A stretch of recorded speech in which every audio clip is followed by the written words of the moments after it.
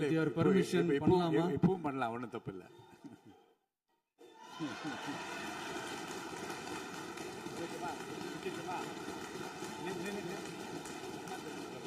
Hi hello ನಮಸ್ತೆ, ನಾನು ರಾಜು ಅಷ್ಟೇ. ನೀವು ನೋಡ್ತೀರಾ centre point Kannada YouTube channel. Tamil Nadu ವಿಧಾನಸಭೆಯಲ್ಲಿ DMKಯನ್ನು ಫಿನಿಶ್ ಮಾಡಿದಂಥ CM ವಿಜಯ್ ಜೋಸೆಫ್ ಕೊನೆಗೂ ಸ್ಟಾಲಿನ್ ವಿರುದ್ಧ ಸಿಡಿದೆದ್ದು ಫಿನಿಶ್ ಸಿಗ್ನಲ್ ಕೊಟ್ಟಂಥ ವಿಜಯ್ ದಳಪತಿ. ಏನಿದು ಹೊಸ ಅಪ್ಡೇಟ್ ಇವೆಲ್ಲವನ್ನು ನೋಡೋಣದಕ್ಕಿಂತ ಮೊದಲು ಇಲ್ಲೇ ತನಕ ನಮ್ಮ ಚಾನಲ್ನ ಸಬ್ಸ್ಕ್ರೈಬ್ ಮಾಡಿಲ್ಲ ಅಂದರೆ ಈಗಲೇ ಸಬ್ಸ್ಕ್ರೈಬ್ ಮಾಡಿ, ಜೊತೆಗೆ ಕಾಮೆಂಟ್ಗಳ ಮುಖಾಂತರ ತಮ್ಮ ಅಭಿಪ್ರಾಯವನ್ನು ತಿಳಿಸಬಹುದು. ಎಸ್ ವೀಕ್ಷಕರೇ, ನಿನ್ನೆಯಿಂದ ತಮಿಳುನಾಡು ವಿಧಾನಸಭೆಯಲ್ಲಿ ಆದಂಥ ಒಂದು ಹೈ ಡ್ರಾಮಾ ಇದೆಯಲ್ಲ, ಅದು ಇದೀಗ ಇಡೀ ದೇಶದಾದ್ಯಂತ ಸದ್ದು ಮಾಡ್ತಾ ಇದೆ. ಜೊತೆಗೆ ಆಡಳಿತ ಪಕ್ಷ ಮತ್ತು ವಿರೋಧ ಪಕ್ಷಗಳ ನಡುವಿನ ಕಚ್ಚಾಟ ಇದೆಯಲ್ಲ, ಅದು ಒಂಥರ ತಮಿಳುನಾಡು ವಿಧಾನಸಭೆಯಲ್ಲಿ ಇನ್ನೇನು ಸಿನಿಮಾ ಸೆಟ್ ಹಾಕಲಾಯಿತು. CM ವಿಜಯ್ ಅವರು CM ಥರ ಆ್ಯಕ್ಟ್ ಮಾಡಿದರು. ಜೊತೆಗೆ ಅಲ್ಲಿನ ಸ್ಪೀಕರ್ ಅವರು ನಿರ್ದೇಶಕನ ಕೆಲಸ ಮಾಡಿ ಆ್ಯಕ್ಷನ್ ಅಂದಾಗ ವಿಜಯ್ ಅವರು ಆ್ಯಕ್ಷನ್ ಮಾಡಿದರು, ಕಟ್ ಅಂದಾಗ ವಿಜಯ್ ಅವರು ಕಟ್ ಮಾಡಿದರು ಎನ್ನುವಂಥ ಆರೋಪ ಪ್ರತ್ಯಾರೋಪ ಎಲ್ಲವೂ ಕೂಡ ಇದೀಗ ರೀಲ್ಸಲ್ಲಿ ಹರಿದಾಡ್ತಿದೆ. ಜೊತೆಗೆ ಇಡೀ ದೇಶದಾದ್ಯಂತ ಸದ್ದನ್ನು ಮಾಡ್ತಾ ಇದೆ.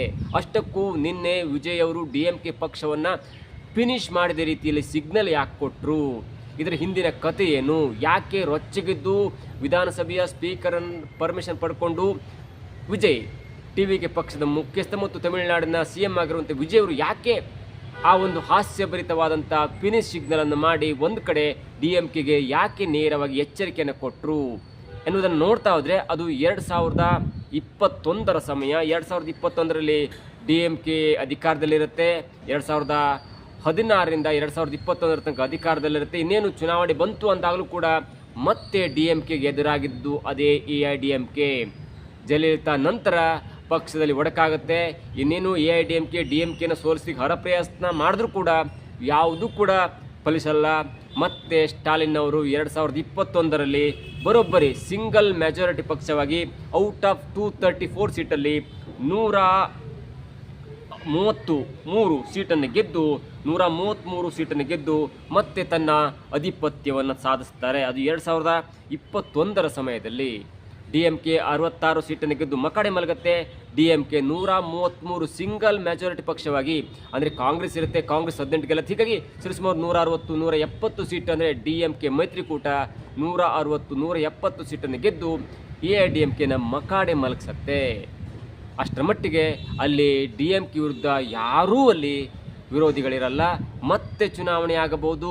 2026ರಲ್ಲಿ ಮತ್ತೆ ಚುನಾವಣೆ ಆದಾಗ ಮತ್ತೆ AIADMK ಎದುರಾಳಿ ಆಗುತ್ತೆ. ನಾವು ಮತ್ತೆ ಅದನ್ನು ಸೋಲಿಸಿ ಸತತ 3ನೇ ಬಾರಿಗೆ CM ಆಗುವಂಥ ಕನಸನ್ನು ಕಂಡಿರ್ತಾರೆ. ಇದೇ DMK ಪಕ್ಷದ ಮುಖ್ಯಸ್ಥರು ಮತ್ತು ತಮಿಳುನಾಡಿನ ಮುಖ್ಯಮಂತ್ರಿ ಆಗಿದ್ದಂಥ MK ಸ್ಟಾಲಿನ್ ಅವರು. ಅಲ್ಲಿ ತನಕ ಯಾವುದೂ DMK ವಿರೋಧವಾಗಿರಲ್ಲ. ಆದರೆ ಸಡನ್ನಾಗಿ 2024ರ ವೇಳೆಗೆ ನೋಡಿ, 2026ಕ್ಕೆ ಚುನಾವಣೆ ಇರುತ್ತೆ. 2024ರ ವೇಳೆಗೆ ಮತ್ತೊಂದು ಪಕ್ಷ ಹುಟ್ಟುಕೊಳ್ಳುತ್ತೆ. ಆ ಪಕ್ಷ ಹುಟ್ಟುವಕ್ಕೂ ಮೊದಲು ಅಲ್ಲಿನ ಆ ಪಕ್ಷದ ಅಧ್ಯಕ್ಷರಾದಂಥ, ಪಕ್ಷದ ಮುಖಂಡರಾದಂಥ, TVK ಪಕ್ಷದ ಮುಖಂಡರಾದಂಥ ವಿಜಯ್ ಜೋಸೆಫ್ ಅವರು ಪ್ರತಿಯೊಬ್ಬ ಅಭಿಮಾನಿಯ ಮನೆಗೆ ಹೋಗ್ತಾರೆ. ಪ್ರತಿಯೊಂದು ಜಿಲ್ಲೆಯ ಪ್ರವಾಸ ಮಾಡ್ತಾರೆ. ನಾನು ಪಕ್ಷವನ್ನು ಕಟ್ಟಬೇಕಂತಿದ್ದೀನಿ, ಏನು ಮಾಡಲಿ, ನಿಮ್ಮ ಸಮಸ್ಯೆ ಏನು, ನಿಮ್ಮ ಸಮಸ್ಯೆಗೆ ಏನು ಪರಿಹಾರ ಬೇಕಾಗುತ್ತೆ, ಅಥವಾ ನಾನು ಒಂದು ವೇಳೆ ಚುನಾವಣೆಗೆ ಸ್ಪರ್ಧೆ ಮಾಡಿ ಗೆದ್ದುಬಿಟ್ರೆ ನಿಮ್ಮನ್ನು ಯಾವ ಥರ ಸುಧಾರಣೆ ಮಾಡ್ಬೋದೇನು ಅಂತ ಎಲ್ಲವನ್ನ ತಿಳ್ಕೊಂಡು, ಚುನಾವಣೆ ಅಂದರೆ ಚುನಾವಣೆ ಪ್ರಚಾರಕ್ಕೆ ಹೋಗ್ತಾರೆ. ಗೆದ್ದ ನಂತರ ಅಭ್ಯರ್ಥಿಗಳು MLAಗಳು ಅವರ ಒಂದು ಸಮಸ್ಯೆನ ಆಲಿಸ್ತಾರೆ. ಆದರೆ TVK ಪಕ್ಷ ವಿಜಯ್ ಅವರು ಚುನಾವಣೆಗೆ ಸ್ಪರ್ಧೆ ಮಾಡೋದಕ್ಕೂ ಮೊದಲು ಜನರ ಒಂದು ಸಮಸ್ಯೆಯನ್ನು ಕೇಳಿದ್ರು. ಅದಾದ ನಂತರ ಅವರು ಮತ್ತೆ ಚುನಾವಣೆಗೆ ನಿಲ್ಲುವಂಥ ಪ್ರಯತ್ನ ಮಾಡಿದ್ರು. 2024ರ ತನಕ ಎಲ್ಲವೂ ಸರಿಯಿತ್ತು.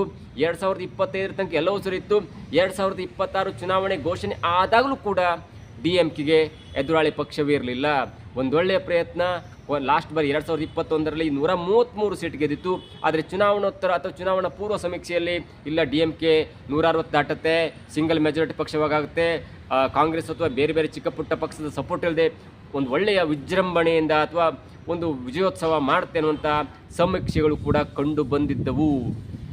ಆದರೆ ಆದ ಲೆಕ್ಕಾಚಾರ ಬೇರೆ ಇತ್ತು. 2024ರಲ್ಲಿ TVK ಪಕ್ಷ ಸಂಸ್ಥಾಪನೆ ಆಯಿತು. ಅಷ್ಟೊಂದು ದೊಡ್ಡ ಪ್ರಚಾರ ಪಡ್ಕೊಳ್ಳಲ್ಲ.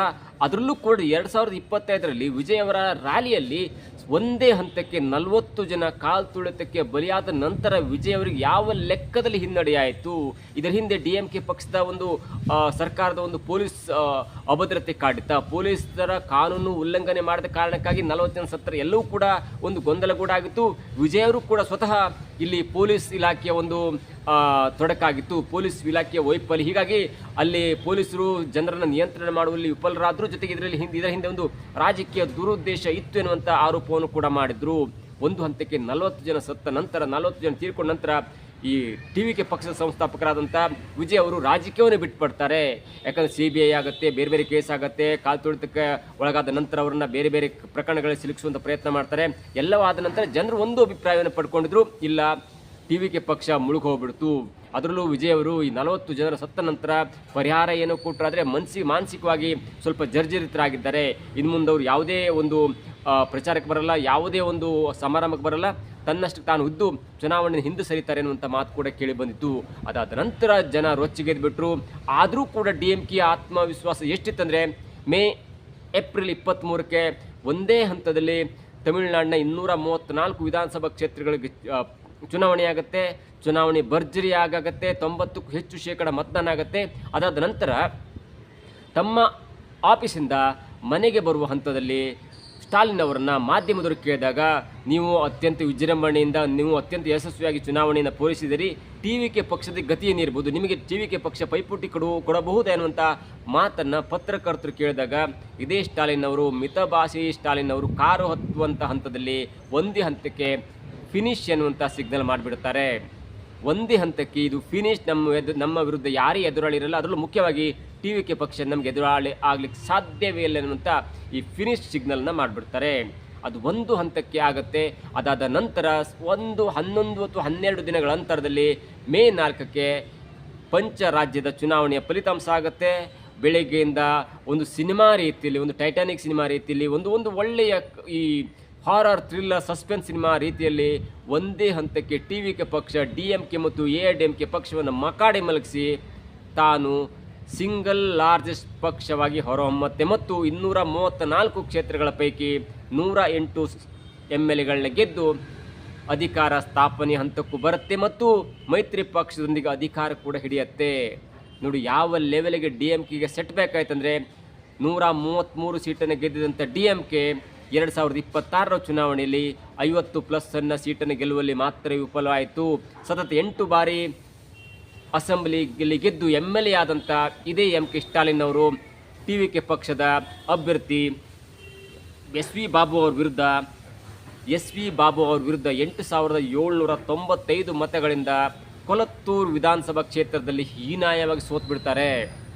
ಒಂದು ಪಕ್ಷ ಸೋಲತ್ತೆ, ಜೊತೆಗೆ 8 ಬಾರಿ MLA ಆಗಿ ಗೆದ್ದಂಥ ಇದೇ MK ಸ್ಟಾಲಿನ್, ಸತತ 2 ಬಾರಿ ಮುಖ್ಯಮಂತ್ರಿಯಾಗಿ ದಾಖಲೆಯನ್ನು ಸೃಷ್ಟಿ ಮಾಡಿದಂಥ ಇದೇ MK ಸ್ಟಾಲಿನ್ ತನ್ನ ಸ್ವಂತ ಕ್ಷೇತ್ರವಾದ ಕೊಲತ್ತೂರು ವಿಧಾನಸಭಾ ಕ್ಷೇತ್ರದಲ್ಲಿ 8795 ಮತಗಳಿಂದ ಹೀನಾಯವಾಗಿ ಸೋಲ್ತಾರೆ.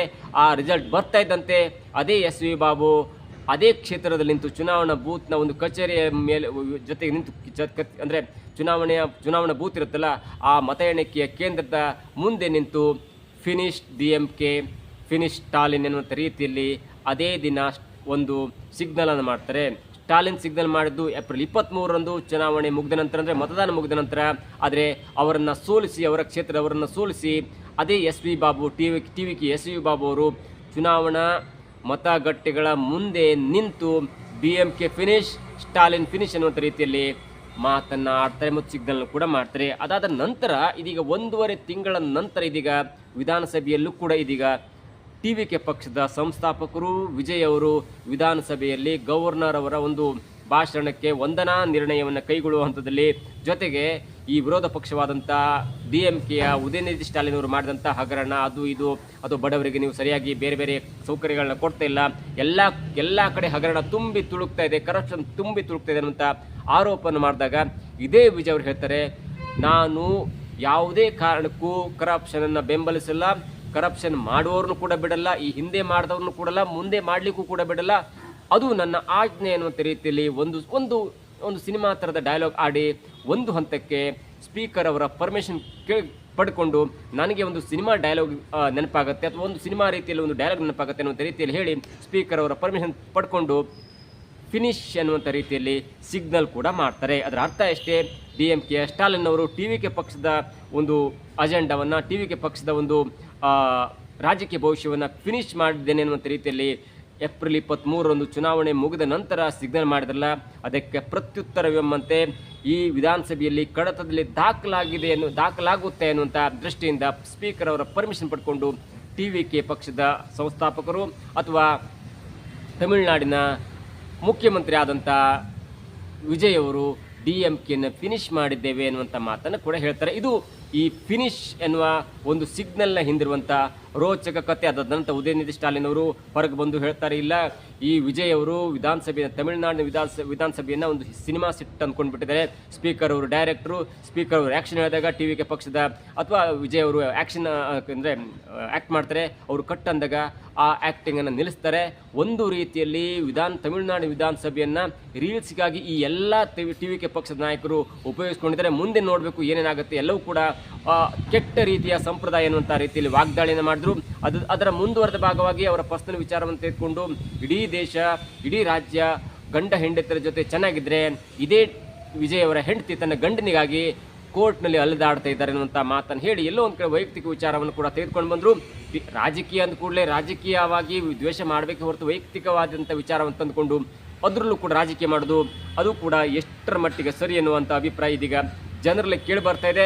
ಏನೇ ಆಗಲಿ ವಿಧಾನಸಭೆಯಲ್ಲಿ, ತಮಿಳುನಾಡಿನ ವಿಧಾನಸಭೆಯಲ್ಲಿ DMK ಪಕ್ಷವನ್ನು ಫಿನಿಶ್ ಮಾಡಿದಂಥ ವಿಜಯ್ ಕೊನೆಗೂ ಸ್ಟಾಲಿನ್ ವಿರುದ್ಧ ತನ್ನ ಹಳೆಯ ಸೀಡನ್ನು ತೀರಿಸಿಕೊಂಡು ಇದೀಗ ವಿಜೃಂಭಿಸಿದಂಥ ವಿಜಯ್ ಜೋಸೆಫ್ ಮುಂದಿನ ದಿನಗಳಲ್ಲಿ ಈ ಫಿನಿಶ್ ಕಾರ್ಯಕ್ರಮ, ಈ ಒಂದು ಫಿನಿಶ್ ಸಿಗ್ನಲ್ ಯಾವ ಮಟ್ಟಿಗೆ ಮುಂದುವರಿಯುತ್ತೆ ಎಲ್ಲೂ ಕೂಡ ಕಾದು ನೋಡಬೇಕು. ಇದಾಗುತ್ತೆ ಇವತ್ತಿನ ವಿಶೇಷ. ನೋಡ್ತಾರೆ centre point Kannada YouTube channel.